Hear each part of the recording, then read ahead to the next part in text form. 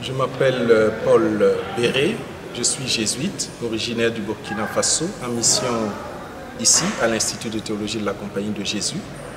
J'enseigne les Saintes Écritures, particulièrement l'Ancien Testament, mais on est responsable de toute la Bible.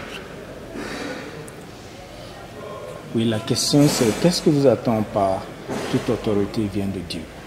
Oui, alors nous avons une belle conversation là-dessus et en fait ça vient de Saint Paul, sa lettre aux Romains au chapitre 13 verset 1 et il précise que dans sa formulation qui est très importante, il dit il n'y a pas en effet d'autorité si ce n'est celle qui vient de Dieu.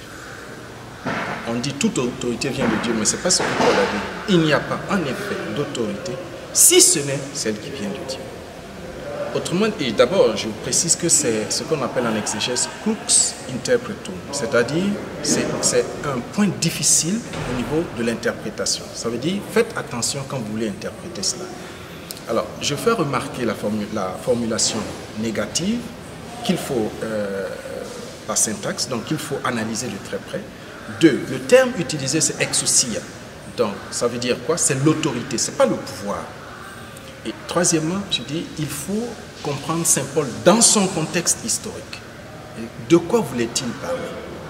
Parce que s'il avait affirmé toute autorité vient de Dieu, ce ne serait pas la même chose que il n'y a pas d'autorité si ce n'est celle qui vient de Dieu.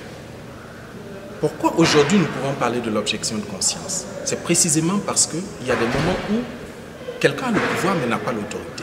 Et donc ma conscience peut rejeter la manière dont il prétend agir au nom de l'autorité. Mais il agit au nom du pouvoir qu'il a. Et je peux objecter et je dois écouter ma conscience. Voilà un peu le débat. Mais je dis, ça demande un temps plus ample pour comprendre ce que Paul veut dire. Parce qu'il y a toute une littérature là-dessus. Il y a des débats de théologiens, de philosophes, d'exégètes. Alors, dans la conversation d'aujourd'hui, j'ai voulu souligner que le théologien dans l'Église catholique ne peut pas faire de la théologie en ignorant que la norme qui régit tout, c'est l'Écriture. Et donc, comme dit Dei Verbum, je crois que c'est le numéro 24, le travail du théologien doit partir de l'exégèse de la page sacrée.